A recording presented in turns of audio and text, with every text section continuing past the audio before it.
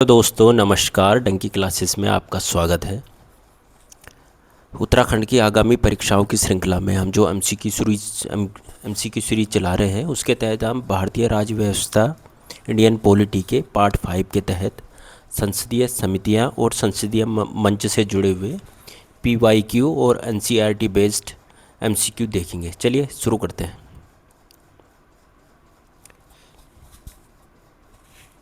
पहला प्रश्न है, संसद के संबंध में निम्नलिखित में से कौन सा कथन असत्य है। हमें जो फॉल्स स्टेटमेंट है उसका पता करना है। ठीक है, कौन सा कथन असत्य, ये चीज़ हमें पहले देखनी चाहिए कि सत्य पूछा है कि असत्य पूछा है। ठीक है, तो पहला स्टेटमेंट देखिए, इसे संघ सूची में उल्लिखित विषयों के साथ साथ, किसे मतलब संसद को, ठीक है, इसे संघ सूची में उल्लिखित विषयों के साथ साथ सभी अवशिष्ट विषयों पर कानून बनाने का अनन्य अधिकार प्राप्त है।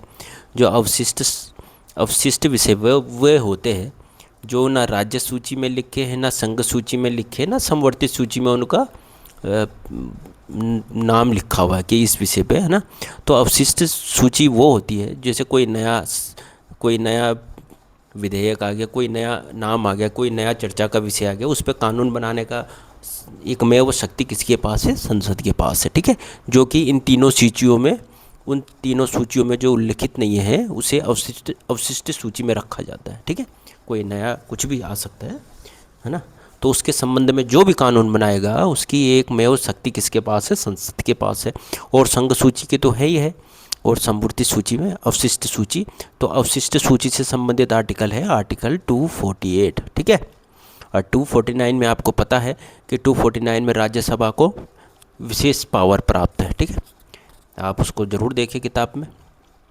तो पहला स्टेटमेंट इस प्रश्न के हिसाब से असत्य है, नहीं, ये बिल्कुल सत्य कथन है। ठीक है, दूसरा देखिए, यदि संसद द्वारा पारित कानूनों और राज्य विधानमंडल द्वारा पारित कानूनों में विरोधाभास हो तो असंगति की सीमा तक संसद का कानून प्रभावी होगा। अगर राज्य ने भी उसी टॉपिक पे कानून बना रखा है समवर्ती सूची के तहत और केंद्र ने भी, तो किसका कानून माना जाएगा, संसद का कानून माना जाएगा। ठीक है, तो जो दोनों स्टेटमेंट है अपने आप में सही है। हमें क्या पूछा, कौन सा कथन असत्य है, तो ना तो एक और ना ही दो, दोनों क्या है, स्टेटमेंट राइट है। ठीक है, इन चीज़ों को आपको ध्यान में रखना। चलिए अगला प्रश्न देखते हैं। लोकसभा और राज्यसभा के बीच यदि गतिरोध की स्थिति संसद की संयुक्त गतिरोध की स्थिति में क्या बुलानी पड़ती है, संसद की संयुक्त बैठक। संसद की संयुक्त बैठक क्या है, आर्टिकल 108। इन चीज़ों को आपको याद रखना है। ठीक है, और कहाँ से लाया गया है संविधान में से शामिल, वो भी ज़रूर देखिए आप, है ना। तो संयुक्त बैठक बुलानी आवश्यक होती है। ठीक है, अब उसने पूछा है किस समय आपको, अगर किस विधेयक में अगर विवाद की स्थिति है, कई बार आपने देखा होगा कि लोकसभा से पास हो जाता है विधेयक, राज्यसभा से नहीं होता, तो उसके लिए क्या करते हैं, अक्सर जब गतिरोध की ऐसी स्थिति, डेडलॉक वाली सिचुएशन बन जाती है, तो उसमें क्या बुला देते हैं, ज्वाइंट सेशन बुला देते हैं। क्योंकि ज्वाइंट सेशन बुलाओगे, अगर आपके पास लोकसभा में बहुमत है और राज्यसभा में आधे से थोड़ा कम भी है, तो आप इजीली बिल को पास करा लेते हो। ठीक है, इसलिए उससे उस टाइम ज्वाइंट सेशन बुलाया जाता है। और किस मामले में ज्वाइंट सेशन बुलाया जा सकता है, इसको भी ध्यान में रखना। ठीक है, तो पहला पूछा सामान्य विधान, अगर सामान्य विधेयक है, ठीक है, जिसका किसी संवैधानिक संशोधन से लेना देना नहीं है, ना ही किसी मूल अधिकार, ना ही किसी ऐसे चीज़ों से लेना है, जो सामान्य विधेयक है, जो संविधान संशोधन से कोई लेना देना नहीं है, उसके लिए आप ज्वाइंट सेशन बिल्कुल बुला सकते हैं। इस चीज़ को ध्यान रखना। ठीक है, धन विधेयक में तो कोई ज़रूरत ही नहीं है ज्वाइंट सेशन की, क्योंकि इसमें तो लोकसभा के पास पूरी पावर है, राज्यसभा तो इसमें एक खाना पूर्ति के लिए है। ठीक है, और संवैधानिक संशोधन विधेयक में आप बुला ही नहीं सकते, नहीं तो ऐसे में तो जिसकी सरकार रहेगी वो बार बार संविधान में परिवर्तन करता रहेगा, तो ये भी गलत है। Only first is correct. आपको पता होना चाहिए अभी तक कितनी बार ज्वाइंट सेशन हो चुका है। ठीक है, अभी तक मतलब आज तक अभी तक कितनी बार हो चुका है, अभी तक 3 बार। इन चीज़ों को भी ध्यान रखना चाहिए, पूछ लेता है परीक्षा में। ठीक है, नंबर 1 कब हुआ था, नंबर 1 हुआ था 1961 में।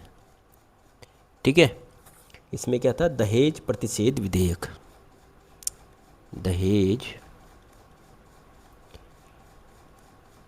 प्रतिषेध विधेयक। नंबर 1 ये था। नंबर टू हुआ था 1978 में। ये था बैंकिंग सेवा आयोग से जुड़ा हुआ, ठीक है, बैंकिंग सेवा आयोग। आप हो सके तो आप इनको नोट कर दीजिएगा ताकि परीक्षा की दृष्टि से आपको महत्वपूर्ण है ये सारी चीज़ें ने। बाकी आप लोगों को पता है तो वेल एंड गुड, वो तो और अच्छी बात है। तीसरा था ये तो तीसरा सबसे नया है, 2002 में आया था पोटा एक कानून आया था। उसके तहत पोटा का मतलब होता है प्रिवेंशन ऑफ टेररिस्ट एक्ट, आतंकवाद निवारण विधेयक।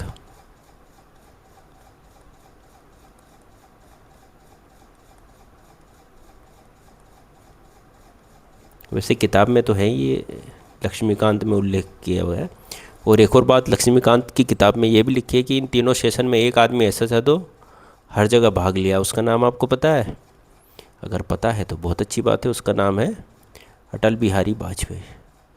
अटल बिहारी वाजपेयी जी थे, इन तीनों सेशन में उन्होंने पार्टिसिपेट किया है, वाजपेयी जी, ठीक है, बीजेपी के हैं, ठीक है। चलिए आगे बढ़ते हैं। निम्नलिखित में से कौन सा व्यय, बहुत अच्छा प्रश्न है, पता है यूपीएससी में पूछा गया है, सन मेरे को ध्यान नहीं आ रहा लेकिन पूछा गया। निम्नलिखित में से कौन सा व्यय भारत की संचित निधि पर भारित व्यय का हिस्सा नहीं है? ठीक है, पहले तो आपको देखना है कि भारित संचित निधि क्या होती है। कंसोलिडेटेड फंड बोलते हैं जिसे इंग्लिश में, और ये आर्टिकल 266(1) के तहत इसे संवैधानिक अधिकार प्राप्त है। किसे? कंसोलिडेटेड फंड को संचित निधि। और संचित निधि से जो भी धन निकासी होती है वो सिर्फ पार्लियामेंट के एक्ट के ही माध्यम से हो सकती है, ऐसे नहीं कि जब चाहे मन निकाल, ठीक है। तो इसमें क्या क्या सम्मिलित होता है? भारत के राष्ट्रपति का वेतन, तो हाँ बिल्कुल संचित निधि से ही, संचित निधि पे भारित व्यय है, ठीक है। संचित निधि पे भारित मतलब इस भारित व्यय वो होता है जिसे देना ही पड़ेगा। ये संचित निधि के जो भारित व्यय, इस पर वोटिंग नहीं होती, इस चीज़ को ध्यान रखना, ठीक है। राज्यसभा का जो अध्यक्ष होता है और उपाध्यक्ष, इसका वेतन एवं भत्ते भी संचित निधि पर भारित है, ये उसकी लाइबिलिटी है, देना ही है। लोकसभा अध्यक्ष और उपाध्यक्ष के वेतन भी संचित निधि पर भारित है, ठीक है। लेकिन संसदों का वेतन एवं भत्ते इसे बढ़ा चढ़ा लेते हैं, वोटिंग के माध्यम से ही संसद का सदस्यों का वेतन। देखो आपने देखा होगा जब संसद सदस्य का वेतन बढ़ाने सबने एक साथ मत किया, सारे सांसदों ने, चाहे विपक्ष हो सत्ता पक्ष हो, सब इसमें रजामंद। वही आप इसी से पता चलता है संचित निधि पर भारित नहीं है, ठीक है। तो option D is correct answer. अगला देखिए, विधेयक के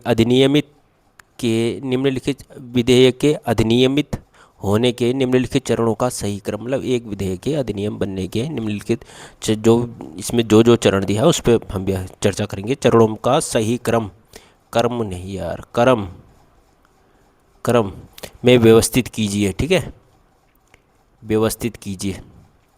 अब इसे आपने व्यवस्थित करना है। क्या होता है? सबसे पहले तो ये होता है, जो अगर किसी टॉपिक पे विधेयक बनाना है, जैसे बाल श्रम पे बनाना है, तो सबसे पहले वो मसौदा उस रिलेटेड श्रम विभाग के सचिवालय को जाएगा। सचिवालय के जो हमारे वो बैठे रहते हैं अधिकारी, वो उस विधेयक को बनाते हैं, ठीक है। उसके बाद क्या होता है कि प्रथम वाचन होता है। जो भी मंत्री रख रहा है वो लोकसभा में मंत्री रख सकता है, और अगर राज्यसभा का मंत्री है तो उसमें रख सकता है, और या तो कोई सरकार का कोई भी व्यक्ति रख सकता है, ठीक है। तो प्रथम वाचन होता है, तो इसमें चर्चा नहीं होती। प्रथम वाचन में चर्चा नहीं होती, सिर्फ जो भी उस विधेयक में मसौदे उसे पढ़ लिया जाता है, सरासरी जो भी है, और सारे ही सांसदों को एक एक प्रतिलिपि दे दी जाती है। कभी देखा होगा आपने, जब बजट पेश होता है तो पूरा गट्ठर वट्ठर लेके आते हैं, तो प्रथम वाचन करने के बाद सब सांसदों को एक एक प्रतिलिपि दे दी जाती है, वो पढ़ ले जब तक पढ़ना है। उसके बाद जब द्वितीय वाचन होता है तो उस टाइम चर्चा होती है, ठीक है। तो पहले क्या हो गया, प्रस्तावित विधेयक उनके पास गया। उसके बाद दूसरा चरण क्या हो गया, प्रथम वाचन। उसके बाद तीसरा चरण हो गया द्वितीय वाचन। द्वितीय वाचन में डिस्कशन होता है, चर्चा होती है। अगर यहाँ पे बात बन जाती है तो ठीक है, नहीं तो अगर बात नहीं बनती तो कुछ उसके loop hole special select committee को भेजा जाता है। किसे भेजा जाता है?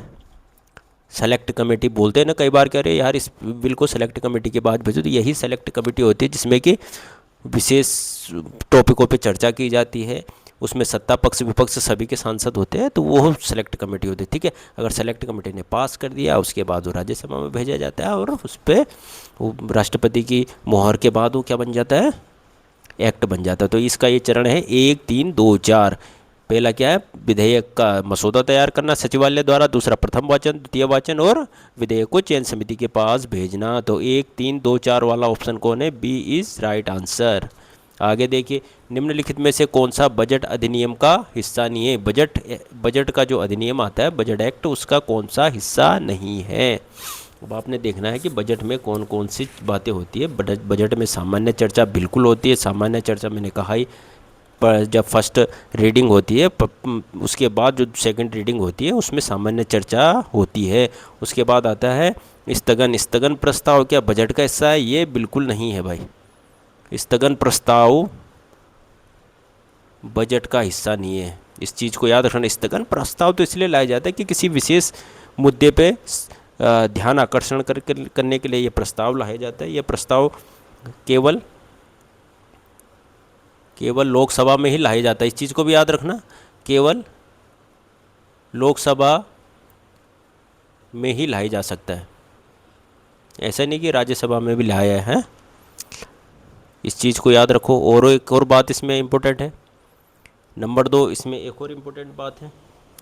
स्थगन प्रस्ताव के माध्यम से वह कार्यपालिका पे नियंत्रण रखता है। कौन? संसद, ठीक है। ये उसका क्या है, एक टूल है। इस चीज़ को भी आपने ध्यान रखना है। स्थगन प्रस्ताव, और स्थगन प्रस्ताव के लिए कम से कम चर्चा पहले तो 50 सांसदों की सहमति होनी चाहिए, 50 सदस्यों की सहमति, उसके बाद ही वो अध्यक्ष के पास जाएगा, तब अध्यक्ष भी अपनी रजामंदी देगा। और चर्चा कम से कम 2.5 घंटे की होनी चाहिए। चर्चा कम से कम 2.5 आवर्स की होनी चाहिए, तब जाके वो स्थगन प्रस्ताव, ठीक है। तो स्थगन प्रस्ताव बजट का हिस्सा नहीं है, तो इसका आंसर क्या हो जाएगा, बी, ठीक है। अनुदान के लिए मांग प्रस्तुत, आपको पता है बिना अनुदान ये बजट का हिस्सा है। विनियोग विधेयक तो वो है जिसके बाद ही हम पैसा निकाल सकते हैं, सरकार मतलब, ठीक है। आगे बढ़े 6वें क्वेश्चन पे। 6वां प्रश्न है, निम्नलिखित में से कौन सा संघ कार्यपालिका पर संसदीय नियंत्रण के साधनों में से एक नहीं है। संसदीय नियंत्रण, मैंने आपने कहा स्थगन प्रस्ताव भी एक तरीके का संसदीय नियंत्रण है, किस पे, कार्यपालिका पे, ताकि वह सरकार का ध्यान आकर्षण कर सके। में से एक नहीं है। शून्यकाल, ध्यान आकर्षण प्रस्ताव, स्थगन प्रस्ताव, ये शून्यकाल भी क्या है, संसदीय परंपरा के तहत संघ की कार्यपालिका पर नियंत्रण रखने का एक टूल है। ध्यान आकर्षण प्रस्ताव भी एक टूल है, स्थगन प्रस्ताव भी टूल है, लेकिन विश्वास प्रस्ताव नहीं है। विश्वास प्रस्ताव तब लाया जाता है जिन सरकार पे समर्थन बना रहता है, और समर्थन बनाने के लिए विश्वास प्रस्ताव, और विपक्ष क्या लाता है, अविश्वास प्रस्ताव। इस चीज़ को ध्यान रखना, ठीक है। तो आंसर इज डी। अगला देखिए, प्रश्नकाल के संबंध में, प्रश्नकाल क्वेश्चन आवर कहते हैं जैसे के संबंध में निम्नलिखित में से कौन सा कथन सही है। क्वेश्चन आवर क्या होता है, ये कहीं भी उसमें कॉन्स्टिट्यूशन में नहीं है। पहला घंटा होता है किसका, पहला घंटा पार्लियामेंट का, ठीक है। इसमें किस प्रकार के क्वेश्चन पूछे जाते हैं, नंबर 1, नंबर 2, नंबर 3 और एक और 4 कैटेगरी के भी हो सकते हैं, ठीक है। पहला है तारांकित क्वेश्चन, अतारांकित क्वेश्चन, ठीक है। अल्प शॉर्ट नोटिस के क्वेश्चन, मतलब अल्प सूचना के प्रश्न, और प्राइवेट मेंबर के प्रश्न, है ना। तारांकित प्रश्न वो होते हैं जिनका कि उत्तर मौखिक में देना होता है। अतरांकित वो होते हैं जिनका उत्तर डिस्क्रिप्टिव में देना पड़ता है। अल्प सूचना के प्रश्न के लिए थोड़ा पहले बताना होता है, मतलब 1-2 दिन पहले, चाहे हफ्ते भर पहले सूचित करना होता है। प्राइवेट मेंबर का भी इसी प्रकार है कि पहले सूचित करना होता है अध्यक्ष साहब को, ठीक है। तो इसमें हम देखते हैं कि संबंध में कौन सा कथन से, अधिकांश प्रश्न जनहित के मुद्दों पर सरकार से जानकारी प्राप्त करने के उद्देश्य से पूछी जाती है। बिल्कुल पूछी जाती है, इसीलिए ये क्वेश्चन आवर रखा है। नंबर 2 देखिए, लोकसभा में शून्यकाल के बाद प्रश्नकाल दूसरी कार्यसूची है। मैंने कहा क्वेश्चन आवर पहले है, क्वेश्चन आवर पहला है, उसके बाद ही क्या आता है, जीरो आवर, ठीक है, शून्यकाल, ठीक है, इस चीज़ को याद रखना। तो यही सही नहीं है, बाकी सही है, ठीक है। आगे देखिए, संसदीय समितियों के संबंध में निम्नलिखित कथनों पे आपको विचार करना है। संसदीय समितियां आपको पता होनी चाहिए, ठीक है। स्थायी समितियां होती है और तदर्थ समितियां होती है, ठीक है। अब स्थायी समितियों में भी वित्तीय समितियां होती है और किसी विशेष कार्य से जुड़ी हुई भी समितियां होती है। चलिए देखिए, स्थायी इसका स्टेटमेंट के हिसाब से देखते हैं कि ये क्या पूछ रहा है। ये पूछ रहा है उपरोक्त कथनों में से सही कथन को चुनना है हमें, ठीक है। तो पहला कथन देखिए, स्थायी समिति की नियुक्ति आवश्यकता पड़ने पर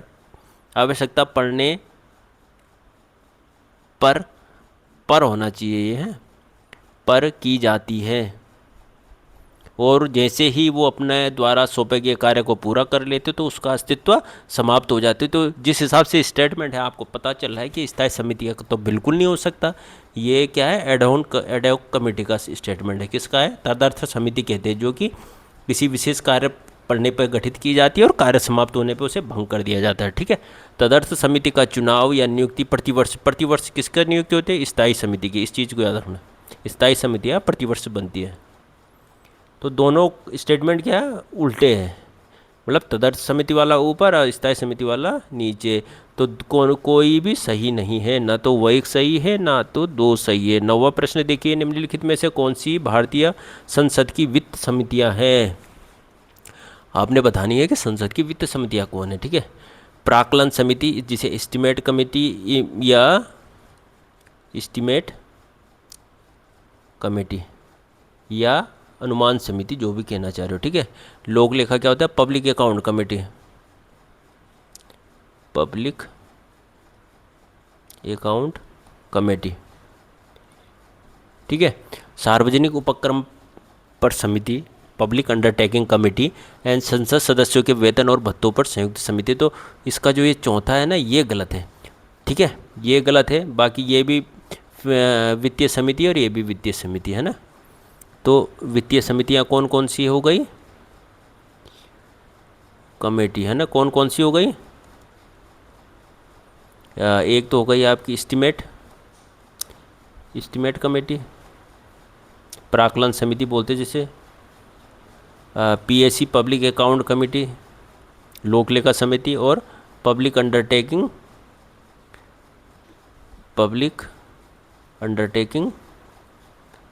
कमेटी। ये तीन कमेटियां हैं। तो 1 2 3 C option is right answer. आगे बढ़ते हैं।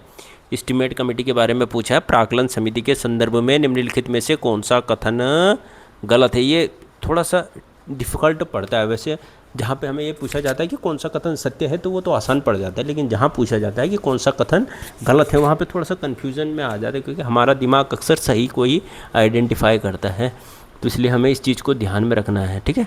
हम OMR भरते समय गलती भी करते हैं और आसान प्रश्नों को भी गलत करके आ जाते हैं। तो पहला स्टेटमेंट देखिए, कौन सा हमें रॉन्ग स्टेटमेंट फाइंड आउट करना है। इसमें कुल 30 सदस्य होते हैं, सभी लोकसभा से होते हैं। बिल्कुल सही है, ये सही है भाई। जो एस्टिमेट कमेटी होती है वो उसमें सारे के सारे सदस्य किसके होते हैं? लोकसभा के होते हैं, ठीक है। 30 सदस्य होते हैं, ठीक है। आगे देखिए, समिति के अध्यक्ष की नियुक्ति लोकसभा के अध्यक्ष द्वारा उसके सदस्यों में से की जाती है। बिल्कुल, ये भी स्टेटमेंट सही थी। यह समिति यह जांच करती है कि पैसा अनुमानों की सीमा के भीतर खर्च किया होगा। इस समिति का काम है जो बजट का जो वो बनाया खाका, उसी के तहत पैसा खर्च किया जाना होना चाहिए, उससे ज़्यादा नहीं होना चाहिए। यह सरकार को वैकल्पिक नीतियों का सुझाव नहीं देती। बिल्कुल गलत स्टेटमेंट है भाई। ये सरकार को वैकल्पिक नीति सुझाती है कौन? एस्टिमेट कमेटी की, कैसे हम खर्चा कम करें। तो इसका आंसर क्या हो जाएगा? डी।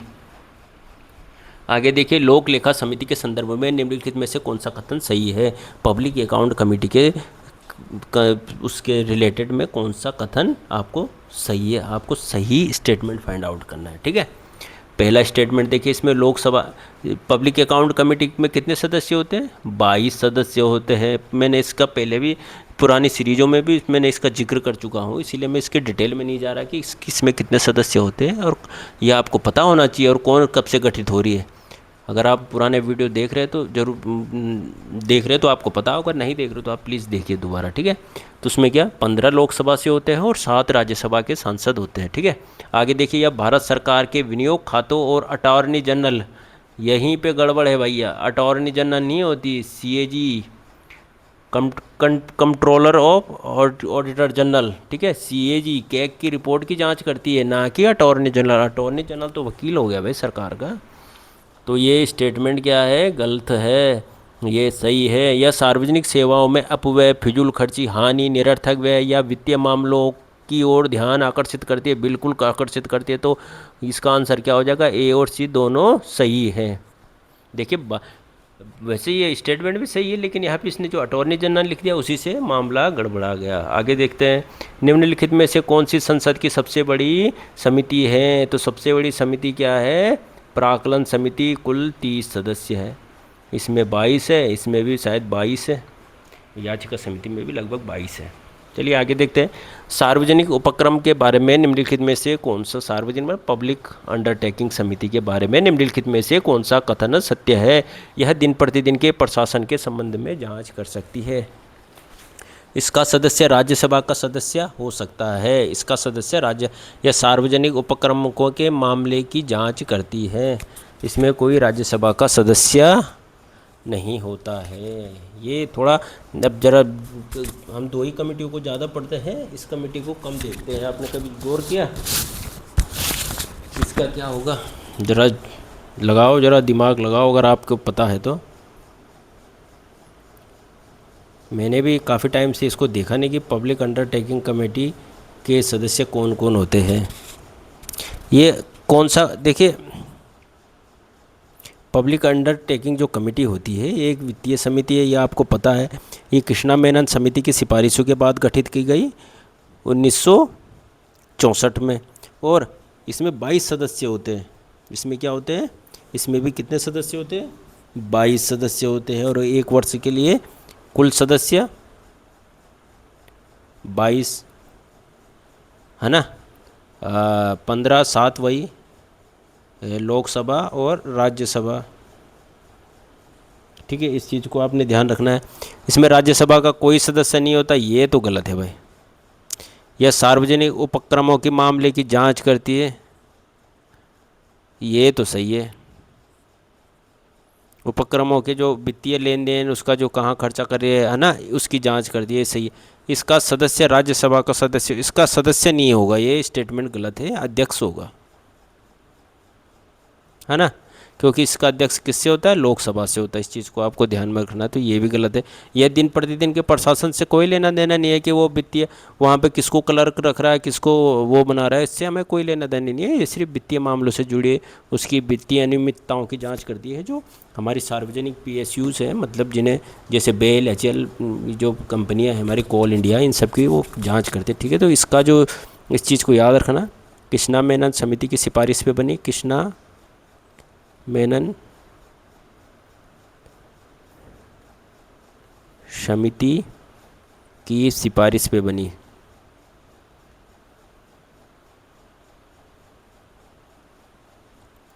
ठीक है। और क्या कहते हैं, public account committee John Mathai, वो एस्टीमेट कमेटी, ये आ गया। कृष्णा मेनन समिति की सिफारिश पर किस समिति का गठन हुआ, प्राक्कलन समिति का गठन हुआ 1964 में, ठीक है। अरे नहीं यार, ये सार्वजनिक उपक्रम की समिति का, प्राक्कलन समिति का गठन किसकी सिफारिश पे हुआ, कभी सोचा? अभी मैंने अभी कहा है, किसकी?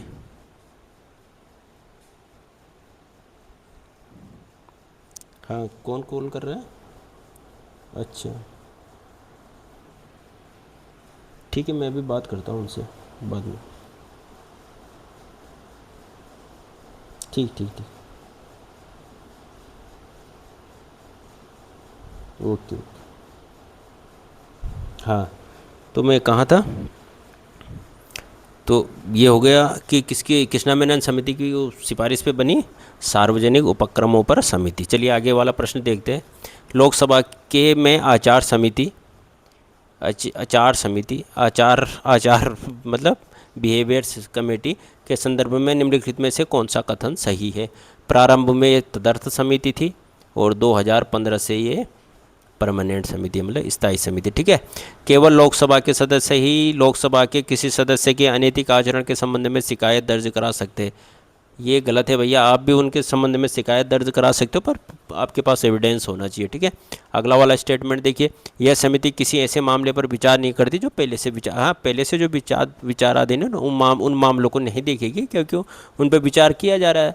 तो इसका ओनली पहला स्टेटमेंट इज राइट। आगे देखिए, किस मंच की सह अध्यक्षता, ये पार्लियामेंट्री मंच होते हैं, पार्लियामेंट्री फोरम कहते हैं जिन्हें, तो उसमें से किस फोरम की सह अध्यक्षता लोकसभा अध्यक्ष और राज्यसभा अध्यक्ष दोनों करते हैं, ठीक है। इसमें क्या होता है, जो राज्यसभा का अध्यक्ष होता है वो मेन अध्यक्ष होता है, ठीक है। तो कौन सी कमेटी है, ये गलत है भैया, संसदीय मंच है। कितनी एरर है यार, संसदीय मंच। हाँ, जनसंख्या और सार्वजनिक स्वास्थ्य पर संसदीय जो समिति बनती है उसकी अध्यक्षता कौन करता है, राज्यसभा का अध्यक्ष करता है। इस चीज़ को ध्यान रखना है, कई बार प्रश्नों में वो परीक्षाओं में पूछा गया है कि वह कौन सी समिति है जिसकी अध्यक्षता राज्यसभा का अध्यक्ष करता है। तो कौन सी है, जनसंख्या, वो कौन सा फोरम है ना उस जिसकी अध्यक्षता राज्यसभा का अध्यक्ष करता है। तो एकमात्र फोरम कौन सा है, जनसंख्या और सार्वजनिक स्वास्थ्य पर संसदीय मंच। बाकी जितने फोरम है ना उनकी अध्यक्षता कौन करता है, लोकसभा का अध्यक्ष करता है, ठीक है। जैसे कारीगरों और शिल्पकारों पर संसदीय मंच, आपदा प्रबंधन पर संसदीय मंच, कुल मिला के 8 संसदीय मंच है जिनमें से 7 की अध्यक्षता कौन करता है, अपना लोकसभा का अध्यक्ष। आगे बढ़ते हैं, संसदीय मंचों का प्रमुख उद्देश्य क्या है। संसदीय मंच जो है पार्लियामेंट्री फोरम, उनका प्रमुख उद्देश्य क्या है, कानूनों को शीघ्रता से पारित करना है, उनका इनसे कुछ लेना देना नहीं है। महत्वपूर्ण मुद्दों पर केंद्रीय संवाद को सुगम बनाना, बिल्कुल आपस में संवाद आसान बनता है। और जागरूकता, जन जागरूकता फैलाना, ये उसका प्रमुख टारगेट है, किसका, संसदीय मंचों का। जैसे युवाओं का होता है पार्लियामेंट्री फोरम, जिसमें कि नए नए युवाओं को पार्लियामेंट्री जो प्रोसीडिंग होती है उसके बारे में अवगत कराया जाता है। लोग टीवियों पे भी देखते हैं कि किस प्रकार बच्चों का भी होता है, बच्चों का फोरम होता है, और इन्वायरमेंट के लिए एक अलग से फोरम बनाया है, और सस्टेनेबल गोल के लिए भी सरकार ने एक पार्लियामेंट्री फोरम बनाया है।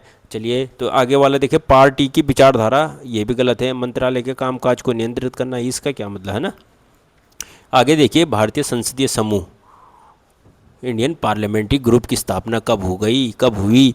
तो इंडियन पार्लियामेंट्री ग्रुप की स्थापना 1948 का एक्ट है, उसके तहत 1949 में की गई। ये क्या है, कॉमनवेल्थ के तहत है ना, वेल्थ फोरम टाइप का एक है ना। तो उसके सदस्य के रूप में एक संसदीय समूह बनाया गया है जिसकी अध्यक्षता हमारे वही करते हैं, और ये पार्लियामेंट्री फोरम की स्थापना 1949 में हुई। काफ़ी अच्छा प्रश्न है।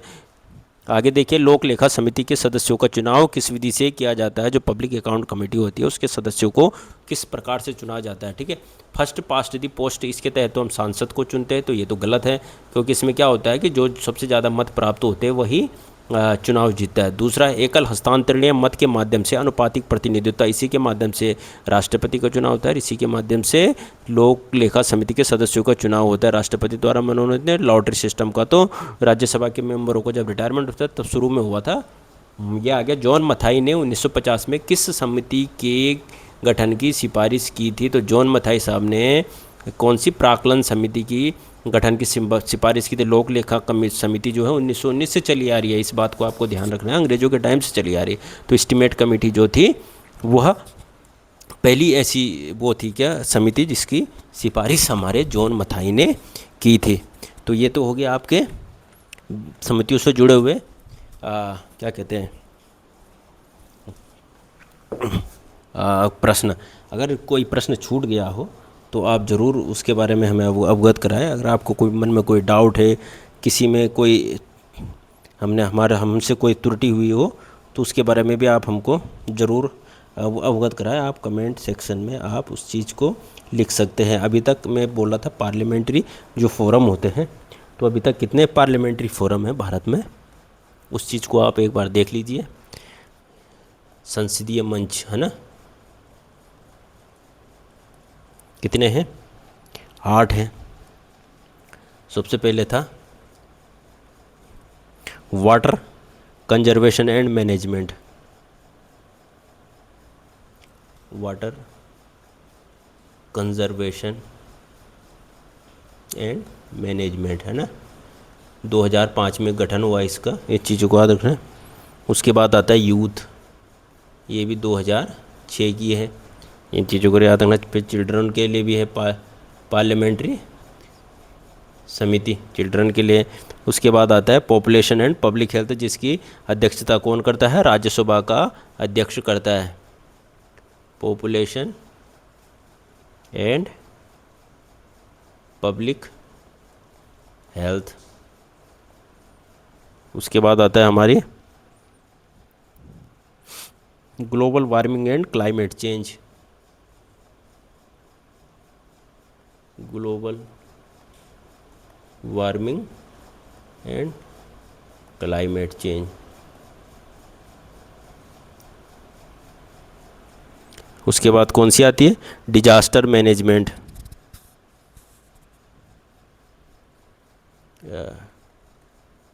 ये शायद 2011 में बनी,